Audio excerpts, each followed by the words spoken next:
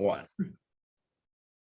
Good afternoon, evening, morning, whenever you find yourself to watch or listen to this podcast. I'm Omar, of course, joined by my good friend Jackson for hardware.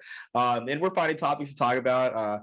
Our guest today, I've been wanting to talk to him since December after his electric performance in the Celebration Bowl, probably the most electric punting performance I've seen really ever, definitely in person. We're joined by HBCU national title punter Dyson Roberts. But before we start, Jackson, do you have anything to say? Not much, man. Just excited to have Dyson on the pod. And man, I mean, he should have been MVP, right? The Celebration Bowl, definitely a star that right there on ABC for everyone to see, right? First bowl, or not the first bowl game. That's how they, want us to remember it, right? The Celebration Bowl. But man, awesome having Dyson on. Let's get to it. Absolutely. I mean, Shaq Davis had the dance moves, but I mean, Dyson should have been MVP in my opinion. That's all I got to say. But wasn't it Mickey Mouse that had the dance moves at halftime, if I remember right? Him too. Yeah, I'm not sure if you caught that, Dyson, but it was quite the halftime show before the bands came on. No, I didn't catch that. Yeah, I'll just leave it at that. So I guess I'll take first question then. So just I guess basic punter questions. I mean, you're about the third punter we've had on.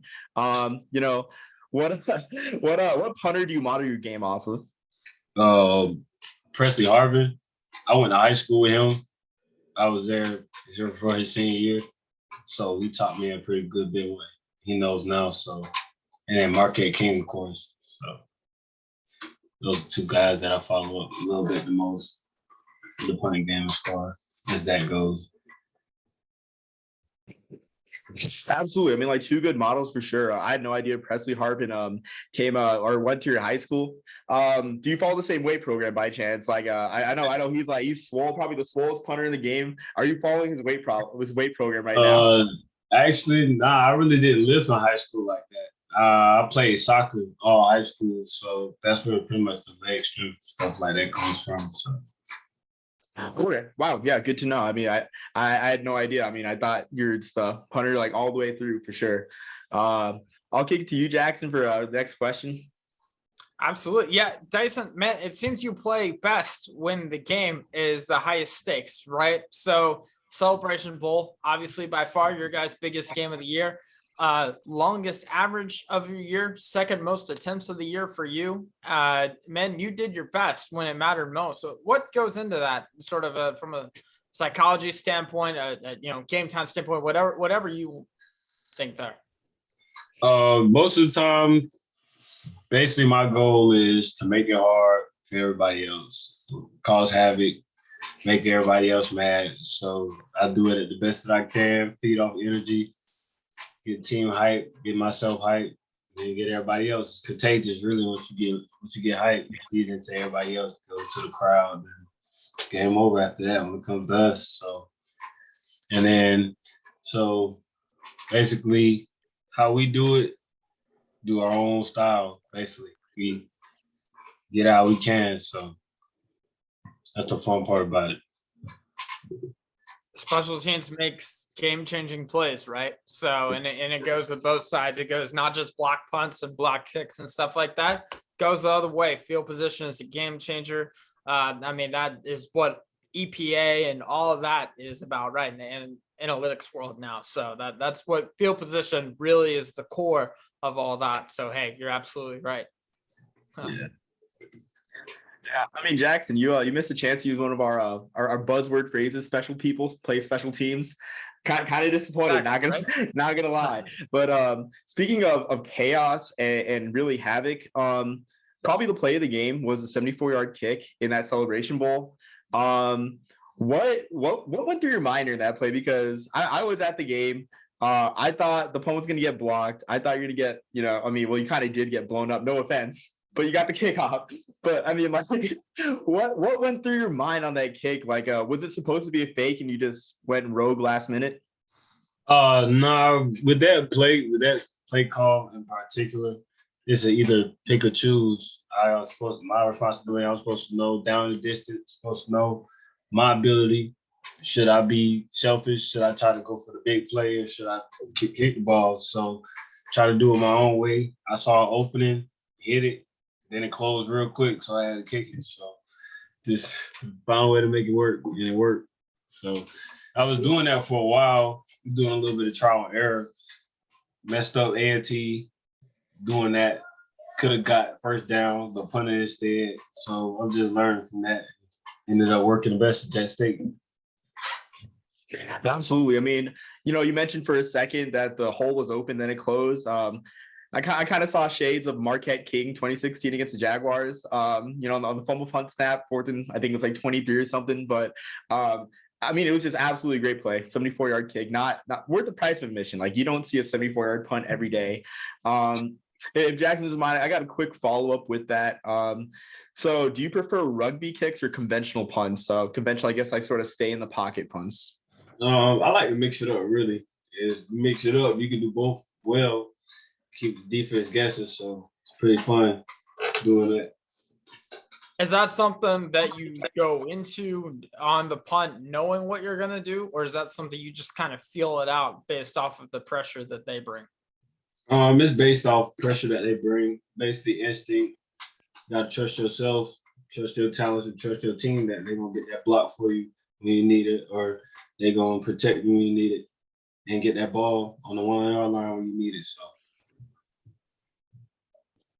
hey, Devontae Adams talks about his different releases that way. He just feels it out, right, based off what's happening. So, hey, exactly, fair comparison. So, yeah, man, I'll go into my next question. And so, anyways, I've always wanted to ask someone who's kicked in Mercedes-Benz Stadium this. And this is probably going to be my only chance. Super Bowl 53 mic'd up. If you watch the mic'd up edition with, where they have the microphones on the, jackets or, in the helmet or whatnot. Bill Belichick asked the official if for the coin toss, if at kickoff the roof was going to be open or closed because what was going to impact the direction he wanted to kick. I have no idea why. I don't know if that's something that you guys talked about in special teams meetings. If you had any opinion on whether the roof was open or closed in Mercedes-Benz, what impact that had on you guys. I don't know if you can give me any insight into that. I'd love it. I mean, the weather plays a big part on the kicking game. Like if the wind blowing back, going against you, it's gonna be you gotta kick the ball with a little bit more force. Try to drive it through the wind so you can get the distance that you need. But we already knew that this stadium was going to be closed. So it was like no air. There's no way the ball could be messed up unless you mess it up. So it's the best way to do it right there. That was a great experience ever, for real. I like that phrase. I like the phrase, there's no way you can mess it up unless you mess it up, I mean, if I ever get into coaching, I mean that's definitely a phrase I'm going to use with my players for sure. But going to my next question. So I guess playing into this environment of a Mercedes-Benz, was that the hardest environment to kick in? Was it harder to kick at Death Valley or with Clemson, or to kick at Mercedes-Benz I think with all those Jackson State fans? I mean, there's a lot of them there. Of course, there's a lot of South Carolina State fans too, but just a really, big time environment. Well, going into that Jackson State game was a completely different situation compared to Clemson. So it was like, I mean, both of them is a game. I mean, you're going to get paid or you're not. So you got to perform regardless, no matter where you're playing at. So Jackson State, they was on us all week, so we had to put it back on them for the game. So that was a different type of lock-in our team was on. So. Oh, absolutely. I mean, both Rockies environments too, and I mean, you handled it well. You scored the only points for South Carolina State in the Clemson game. Not a discredit to the offense, of course, but a big accomplishment on your part as well. So obviously, you handled both situations great. I mean, I want to say that you showed shades of Yang Wei Koo. I think probably the best kicker in the game, in my opinion. Jackson will tell you that the onside kicks I won't stop talking about the 3 onside kicks on Thanksgiving Day, but I'll kick it back to Jackson.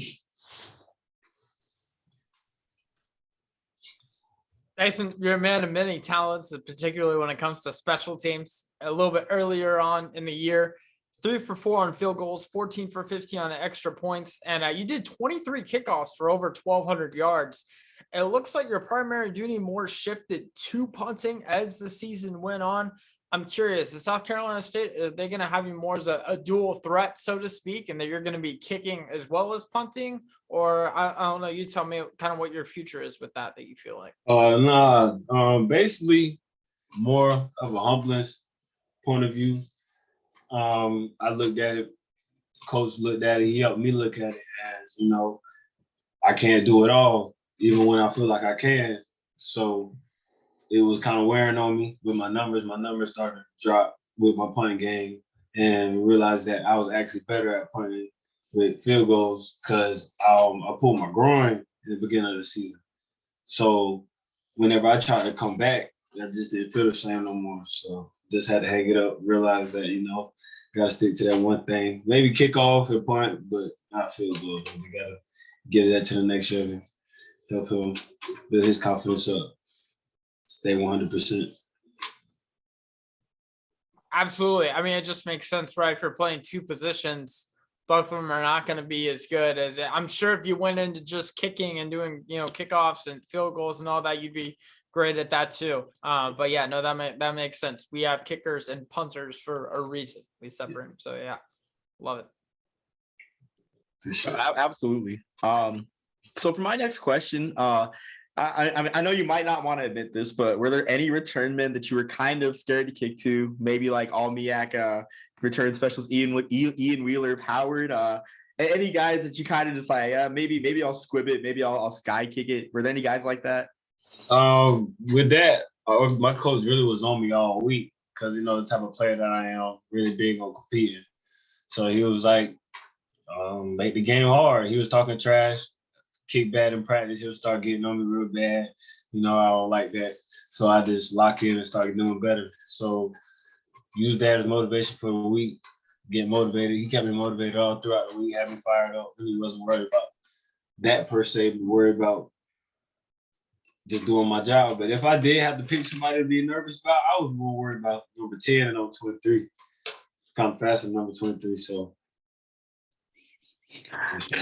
I mean, at least you're honest. At least you're honest. I mean, towards the end, I mean, we had Troy Lenve, Alabama A&M punter in the spring, and we asked him like Tyron Ralph like led the SWAC and punt return average, and he didn't back down. He said that he was not afraid to punt to him. I mean, hey, I'm sure he was honest, but I appreciate the honesty though. No problem. I'm just saying, Dyson, you might have made a mistake there because if Ian Wheeler or anyone at Howard gets a hold of this podcast, man, that's going to be bulletin board material all week, right? So, hey, man, you gotta pay respect where respect due, man. Yeah. Yeah, man. Going to my next thing, actually, also about that Howard game. You had a 33-yard rush, man. You're running a third of the field against Howard. Tell me a little bit about how that came about. Well, we had that play drawn up. We did it against I think North Carolina Central, and we got a holding call. Got 33 yards. Got a good bit of yards off that. Didn't really work out. So then we ran that next week. Just broke out. Coulda. If I was better on my field awareness, I would have been able to score that probably. I don't know. Gotta see about that next year. So this weekend, when you're watching punters run the 40 at the NFL Combine, now we know why. And so to see if they'll break out on a 33-yard run, right? So you never know. Sorry, I gotta follow up to that one. So the next week, did Coach Pugh give you some snaps? Have you take some snaps from Corey Fields, or did he have you stick to punting the following week after that run? Oh no, we sticking to punting the ball right there, man. We stay in our lane. We do what we gotta do. Well, okay. I'm glad to hear that. But hey, I mean, I think you have potential to, maybe do a little wildcat. You don't have to take the job from Corey, but do some wildcat here and there. I know. We had We've had Neil Boudreau on the podcast. We'll have him again. Punter / quarterback from Morgan State. That could be you as well. I just want to give you that idea. Punter, quarterback, and wide receiver. If I was to pick another position to play, then I wouldn't play on offense. I'd probably play on defense, like cornerback, safety, or something like that. Nothing too crazy. Yeah, no, you did defense have is at least one tackle, right? I can't remember who it was against, but I remember seeing that on your stat page. At least, hey, so we have some experience, more tackles than me. So, would it be fair to call you the hardest hitting kicker in the MEAC? Yeah, we can stamp that. Stamp that. Matter of fact, we stamp that. All right, yeah, you heard it here. Dyson Roberts, hardest hitting kicker in the MEAC. That's definitely going to be on our outtake on Twitter. So look out for that and Instagram. So for my follow up, I have a follow up question. So bigger moment for you, was it your performance in the Celebration Bowl, or I remember this game because I was alone in my room, during the spring season, going through, quite frankly, the worst semester of my life. Fresh off a heartbreak, watching South Carolina State, Delaware State, late at night, and seeing you kick the game winning field goal in overtime. Absolutely electric game for otherwise dull and sad night. What was the bigger moment, that game winning field goal or your performance in the Celebration Bowl? Oh man, that's a tough question, because that was my freshman year. And fun fact about that, actually, I got off whenever we got back on the plane to go back home. My coach realized that before I went in, I turned around. That was just the funnest part, because he was like, "Oh, I didn't even know you did that." But it's Jackson State by far. Broke 4 records. Yeah. And then Patrick McCaffrey share mine, appreciate posted mine. Yeah. That was the most remembered. Too much memories on that game. So, yeah. Dyson, Omar's single, so thank you for making one of his Saturday nights electric, at least. So. Oh, man. Man, I'll just ask you. So you got, man, with the Celebration Bowl, just so many in the record book for a long time, right? Longest punt, the most punts, the most punt yardage, and the best average, which usually most punts and best average don't really go together, but you found a way in the Celebration Bowl. It earned you a Pat McAfee shout out on Twitter. I want to say, how's it feel to get that from the king himself on there? I feel like, in my opinion, I feel like he's the best of all time. So getting that from him just really opened my eyes, really humbled me a little bit. It was an eye-opening moment for me, for real. Absolutely. That's awesome. My bad, Jackson. So I know that Pat McAfee is heavily involved in the WWE world. Will you be giving him a call for an appearance on WWE, NXT, or whatever promotion that he's on? Man, we're just gonna have to see. We're just gonna have to see. I mean, that's a heck of a resume. All those records in the Celebration Bowl, and then add to it, as you found out here on Hardware, hardest hitting punter in the MEAC. Man, that I don't know if you can beat that for sure. Definitely can. I appreciate that. I have one final question, Dyson. So, you guys had a tough non-conference schedule this year. One of those games, New Mexico State, Aggie Memorial Stadium, a tough place to play. No one comes in that stadium and beats the Aggies, gets away with an easy win. Actually, a lot of teams do, but the altitude's a tough. The altitude's a tough thing to deal with, though. Out in Las Cruces, I think it's about 1,500 feet. Was that something that you thought about before that game? Because you had one of your best games of the season, 46-yard average and a 58-yard kick. Did you try to put more air under your kicks to take advantage of the altitude for that game? Yeah, I definitely did. Coach Bird, my special teams coach, he's real into all that, special teams with the wind and how the weather's going to be in the air and stuff like that. So he tells me about that all the time. Before kickoff, he tells me, look at the flags, where the wind's blowing, tell coach where you want to kick the ball off at, stuff like that. Just small stuff. Pay attention to details. It really helps me in life too. So. I guess playing off of that, this is another thing I'm always love to ask anyone in special teams. How much, like in a week, how many hours of film do you probably watch preparing for that, just off of the different looks that they'll give? We spend as much time as needed, really. I'm not really the type to be super into film because you never know what kind of game plan they have for you for the week prior. So I just pay attention to the punt returners, kick returners, see what their type of run style, type of moves they make, so I can try to premeditate what they do and try to put that on the field. So. Absolutely. Hey, that's where you really got to be concerned about, right? Is punt returners. I mean, the rest of the stuff usually seems to figure itself out, right? Yeah. So unless they're really going for a block or something like that, yeah, that's usually all you gotta be worried about. So I respect it. Well, one more question too. Again, building off the New Mexico State game, I live in El Paso right now. Doing a podcast earlier, I think it was whether it was before the Celebration Bowl or after. Our friend Dwayne from the Art HBCU mentioned that Coach Pugh said in his presser that you guys went to an El Paso Chihuahuas game.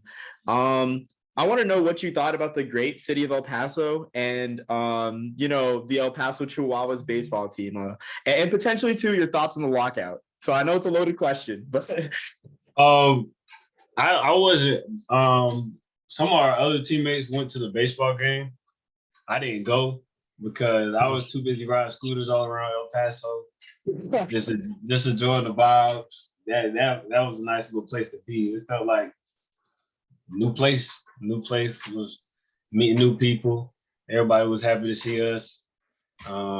We got discounts, we got free stuff. We was just living up, treating us like celebrities over there. One question too, a follow-up. Now that I'm an El Paso native, did you get a chance to enjoy the nightlife? Or no? No, we had curfew, so I had to make sure I was in my room on time, man.